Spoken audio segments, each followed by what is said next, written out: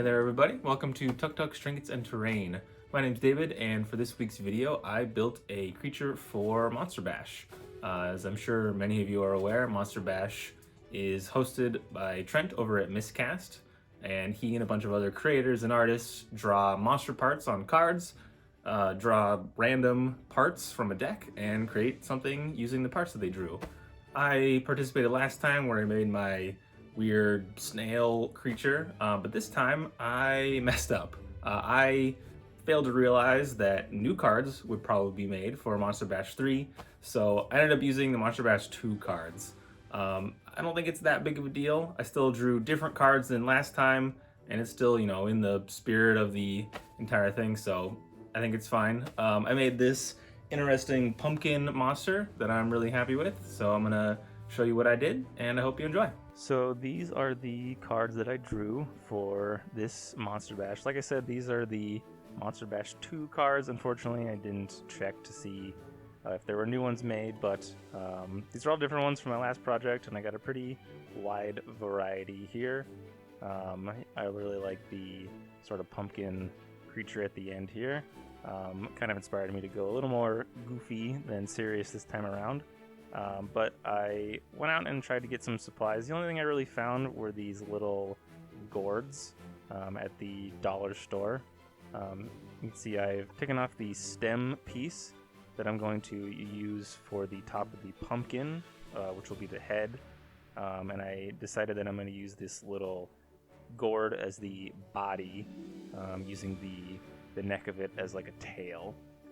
So I grabbed some clay and a couple of toothpicks to start shaping the head, just kind of going off of the card itself, and here just using the stem to create the top there, just make it a little easier and I'll have to sculpt that piece. I used a silicone tip tool to just shape the clay here, add in the lines that like pumpkins have, and then using a wet brush just clean it all up and smooth it all out. And then for the eyes, I actually had these googly eyes that looked remarkably similar to the eyes on the card, so I thought these would be perfect. Again, just going for sort of a goofy look to this guy. So I pushed these into the wet clay and then shaped and pushed the clay around to create some eye ridges around the googly eyes. I also made the little indentation of a mouth here where a long tongue will eventually come out, as that was one of the cards that I drew. With that all set and done, I set it aside to dry, but I wanted to make the little tentacles that the pumpkin head has at the bottom of the base there, so just using a bit of green stuff, I rolled out some thin pieces and then just shaped a bunch of different little tentacle pieces and set that aside to dry. I also used the green stuff to make a tongue as well as the tail fin that'll eventually get added on. Just using some super glue to attach the tentacles around the base of the head, sort of creating like a collar almost. You can see this is all of them glued on and ready to go. I also glued the tongue in at this point. And then you can see I used a bit more green stuff to sort of blend the tentacles into the body so they were a little more cohesive. Now here is the tail fin that I mentioned. I essentially just shaped this using the gourd neck, let that dry, and then I glued it into place once it was hard. So these pieces I am going to use for the legs. These are leftover bits from the Final Faction toys that I've used in a few previous videos. And you can see that I've carved them down into sort of rock shapes and then glued them onto some bits of wire. My idea here is that the creature has these rock feet that are being gripped by vines that are growing out of it. And so I'm just using a bit of glue and some twine and wrapping these copper wires with the twine to create some vine texture for the legs. I did soak these in some PVA glue as well, just to make sure they were really secure and stiff. After gluing these into the bottom so that they were all even and flat with each other, he was all set to go and could stand on his own. I then painted everything black as a base coat, and started painting. For the feet, they were meant to be stone, so I just did my normal gray base coat.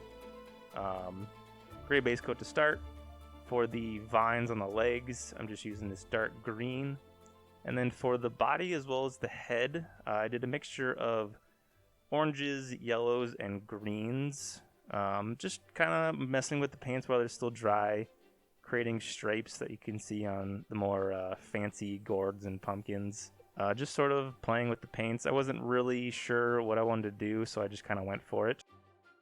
After a base coat on everything had dried, I did a wash with some Agrax Earthshade to get in all the recesses and create some shadows, and then went back in with some highlights of just some lighter colors of the ones that I used for the base coat. So some brighter oranges, brighter yellows, brighter greens to bring out more of those details with the ridges and the tentacles and whatnot.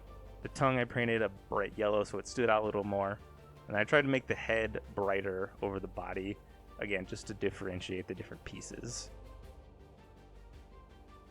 For one last little detail, I made a scythe out of some chipboard and a little bit of barbecue skewer, and then just cut a little notch into the pumpkin creature's head and just glued that into place, like a farmer had scared him off from his pumpkin patch or something like that. Now, while I was waiting for stuff to dry, I went ahead and made this base as well. This is pretty simple, just some flocking and plastic plants all glued down. Just trying to make it sort of lush looking. And after gluing him in place, he is all done and ready to go.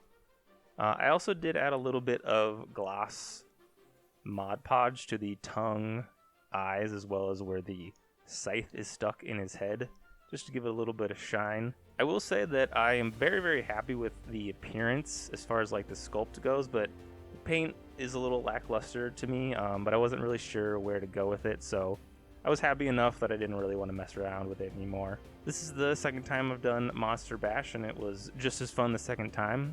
Make sure you go check out my first one if you haven't seen that. If you did enjoy the video, I would appreciate if you hit the like button and left a comment, as well as subscribed for future videos. Make sure you hit the little notification bell as well so you're notified when new videos come out. I have an Etsy shop where you can get some basic dungeon tiles and accessories and other Dungeons and Dragons inspired stuff, as well as a Instagram account where I post in-progress pictures as well as other things that I've got going on. Links for both of those can be found in the description below. But more than anything, thank you so much for stopping by. I hope to see you next time.